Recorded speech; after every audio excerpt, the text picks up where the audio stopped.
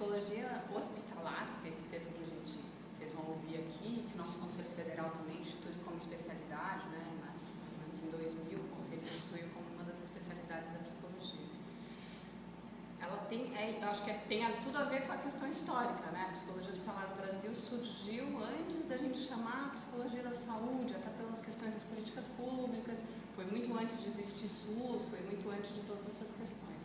A primeira psicóloga a se inserir no hospital foi a Matilde Neder, que foi antes de a profissão da psicologia ser regulamentada como profissão, que foi em 63, né? A Matilde Neder entrou no hospital já antes disso, foi em 54. E é interessante porque, né, não tínhamos nem faculdade de psicologia e já tinha psicólogo atuando no hospital.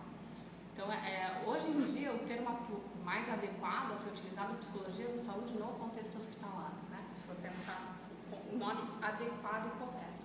Entretanto, não está errado chamar psicologia hospitalar, até por conta dessa questão histórica, né, de como foi se constituindo, até por já ter um reconhecimento do conselho como uma especialidade dentro da psicologia. Errado não é, mas é um termo que não se utiliza fora do Brasil. Fora do Brasil a gente vai usar muito mais psicologia da saúde no contexto hospitalar ou em outros contextos, né? Então, na verdade, a saúde é um guarda-chuva maior e dentro vão ter as especificidades. CAPS, unidade básica, enfim, e daí o hospital está ali dentro também. Mas, pela questão histórica e tudo mais, não é errado já usar o termo psicologia hospitalar, não aqui no Brasil, né? Uma coisa que já está instituída mesmo.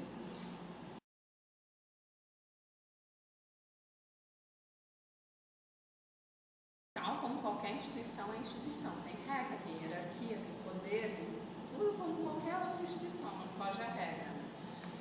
E ainda tem o acréscimo de ter questões muito insalubres, de pessoas doentes, de morte, de muitas coisas, da impotência do profissional se sentir impotente em muitas situações, então tudo isso com certeza é muito verdadeiro. Eu acho que depende, não tem uma regra, o psicólogo é tratado assim, ou o psicólogo é tratado de outro jeito. Acho que depende também como que esse psicólogo se inseriu na instituição, como que foi constituído o trabalho, em que momento que ele foi chamado. Ele foi chamado quando estavam construindo o hospital, chamaram o psicólogo para fazer parte, construiu junto. Não, o hospital já tinha 30 anos e aí chamaram o psicólogo. Um psicólogo que atua no hospital inteiro, atua num setor específico. Então, tudo isso vai fazer com que o relacionamento dele seja de uma forma ou de outra. Eu não acredito em nada muito estático. Eu acho que mesmo o que não é bom pode se transformar em algo bom posteriormente, com a construção do trabalho, enfim. Acho que é algo possível, né? Em grande parte dos hospitais há poucos psicólogos para a quantidade de demandas. Isso faz com que a gente acabe tendo que selecionar coisas ou ver o que dentro da filosofia da instituição, o que é prioridade, e aí a gente vai delimitando um pouco o nosso serviço. E isso pode fazer com que tenham profissionais de outras áreas que gostem, que não gostem. Então, e claro que o psicólogo vem como a gente tem a nossa profissão, a coisa do observador, do avaliador, né? E muita gente não gosta disso, né? Se sente sendo avaliado, sendo observado, e às vezes traz algumas coisas meio persecutórias.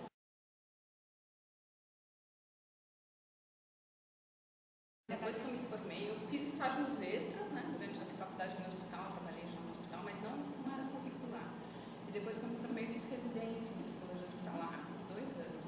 Uma residência que a gente junta a parte teórica e prática, né? Fiz lá em São Paulo. Hoje em dia a gente tem aqui. Ali na HU a gente tem 3 ênfases, que é alta complexidade, urgência e emergência e saúde materno-infantil. São 2 anos de residência, em que é multiprofissional, são 7 áreas juntas, né? Farmacêutico, dentista, fono, nutricionista, físico, várias profissões que atuam junto em diferentes setores do hospital. E tem aulas teóricas e tem a parte prática, né? Tem sido um programa bem legal. A gente está hoje associado com mestrado profissionalizante, então eles podem terminar com 3 anos com o título de especialista e com um título de mestre, né? Já com as 2 coisas.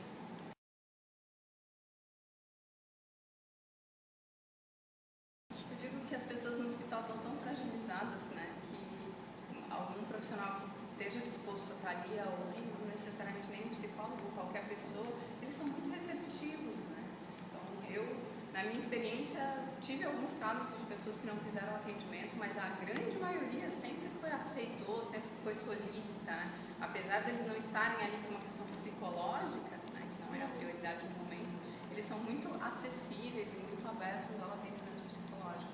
Inclusive pessoas que jamais pensaram em ter atendimento psicológico, ou que jamais souberam o que é o trabalho do psicólogo. Eu acho que na minha opinião, é uma preciosidade a gente poder atender pessoas que jamais talvez tivessem possibilidade de ser atendido por psicólogo se não fosse ali, até para discriminar a questão do preconceito que se tem às vezes pela profissão, ou a falta de conhecimento mesmo. A gente não é nem por mal, não sabe mesmo o que faz.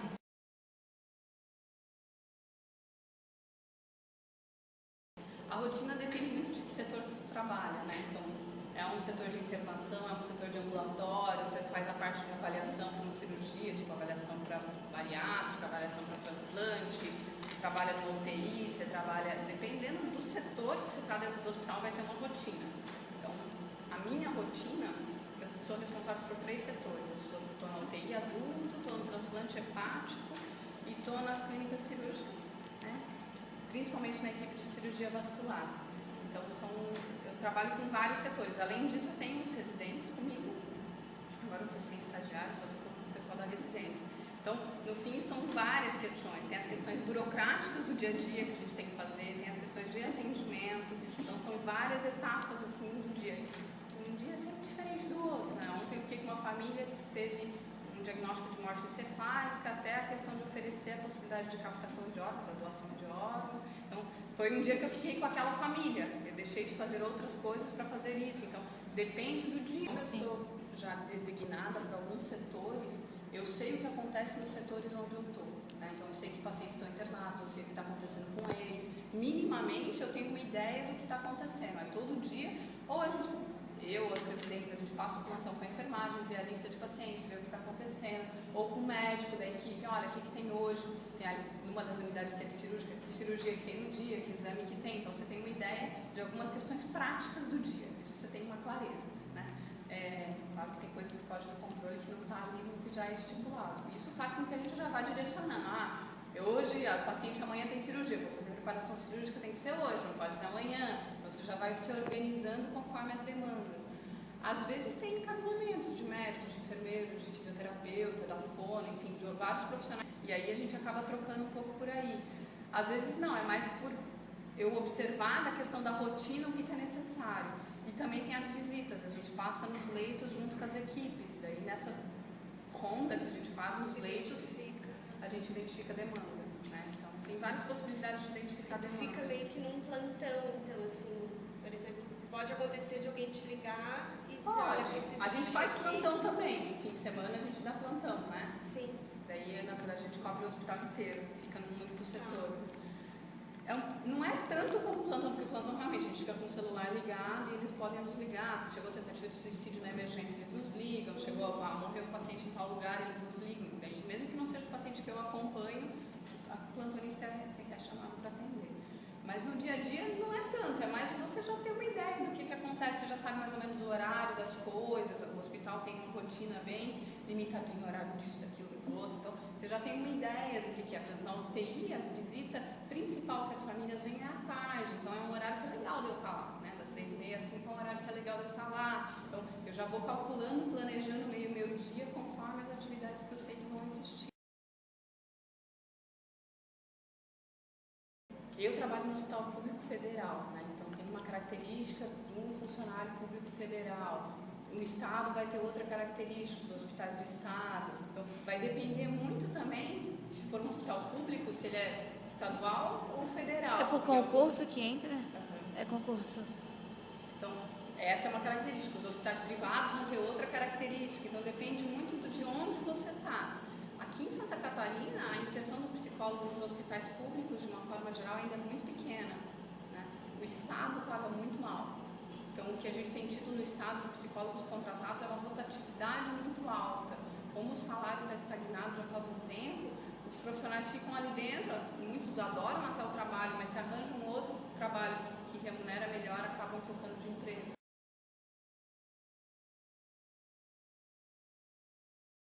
Acho que tem várias coisas assim, psicólogo, nossa profissão, o resultado não é concreto, né?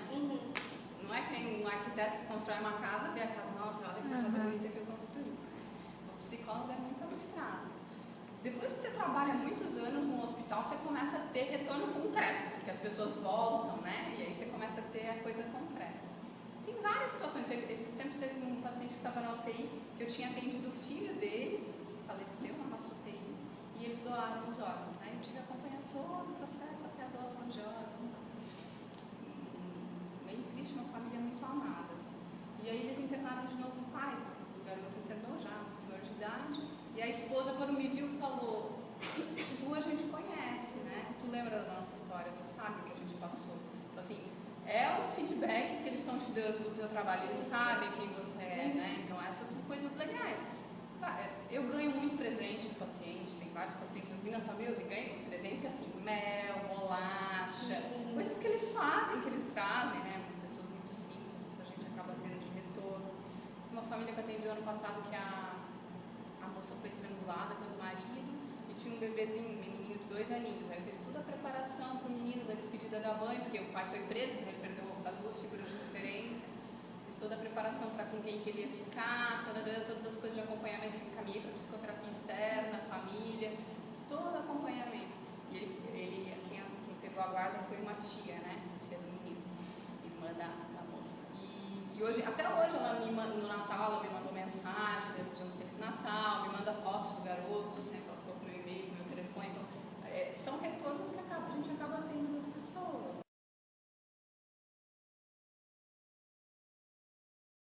Tem muitos estudos hoje que já mostram isso.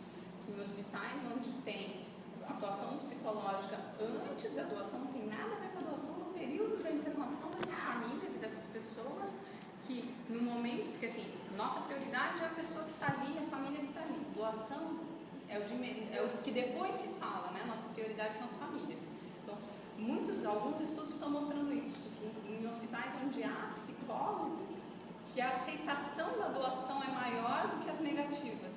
Então, isso mostra que realmente são famílias que se sentem acolhidas, que se sentem muito protegidas aqui dentro e confiam nessa equipe, né? A ponto de aceitarem doar os órgãos no momento de tanta tristeza.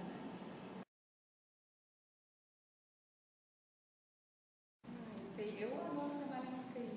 Adoro trabalhar em hospital, na verdade. Já trabalhei em milhões de setores. Eu trabalhei em UTI pediátrica, neonatal, trabalhei em alojamento, mil coisas lá dentro. Eu adoro trabalhar em hospital. O trabalho em UTI é um momento crítico, né? Querendo ou não, hoje em dia as pessoas não vão mais só para UTI para morrer. Tem muita gente que se salva, tem uma sobrevida muito grande, tem muita gente que vai só para pós-operatório, só para recuperação. Então, UTI não deveria ser vista como um lugar de morte, apesar das pessoas associarem muito a isso ainda, né? Foi para UTI porque vai morrer. Mas toda a aparelhagem, essas coisas são coisas que assustam as pessoas, né? Não estão acostumadas com o barulho, com o cheiro. Preparo para trabalhar em hospital, não só na UTI, em qualquer setor, tem que ter um preparo teórico e técnico muito grande, sem sombra de dúvida. Mas tem que ter um trabalho pessoal muito grande. E o pessoal inclui fazer terapia, inclui ter supervisão, inclui discutir os casos com os colegas, inclui ter vida e autocuidado fora do hospital, né? Então, o nosso preparo não é só teórico e técnico, é um preparo pessoal muito grande. E nós, da psicologia, mais ainda, né? Porque a gente vai lidar com o que ninguém quer lidar, né? Que é com o sofrimento emocional, que é com o choro, com a tristeza, com esse pesar, né? Então, com certeza, você tem que ter uma capacitação para além do teórico, né? O teórico é o que não vai nos dar base e segurança, mas só isso não é suficiente.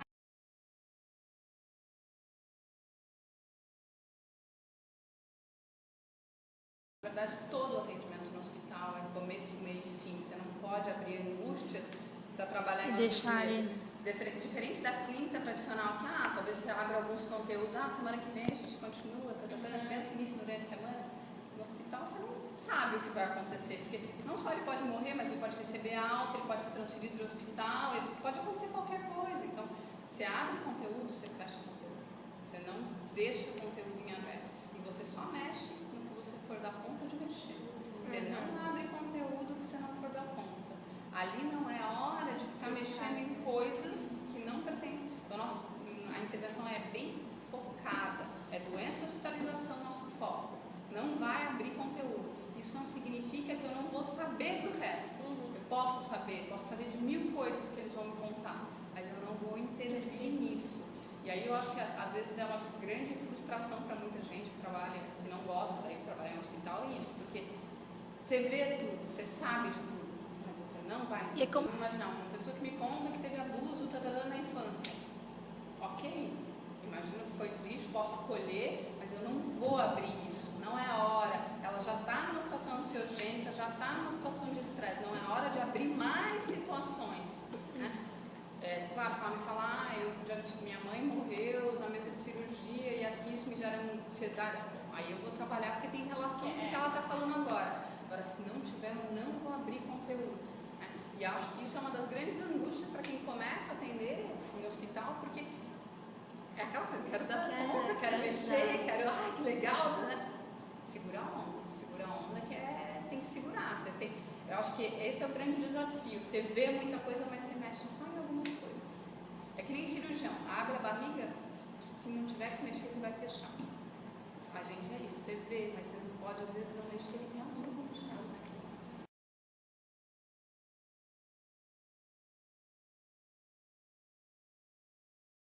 Hoje em dia quando eu comecei a trabalhar, eu comecei no hospital com criança. Eu lembro de algumas crianças que eu atendi, criança queimada, que o banho era terrível, que eu acompanhava. Eu ia para casa com aqueles gritos infernais no meu ouvido, assim, era horrível. Hoje em dia, sair de lá, às vezes quando eu chego eu tenho que pensar, meu Deus, quem que eu tenho para atender hoje? Porque eu já me desliguei tanto, mas com certeza é um mecanismo de proteção que eu fui criando, que hoje em dia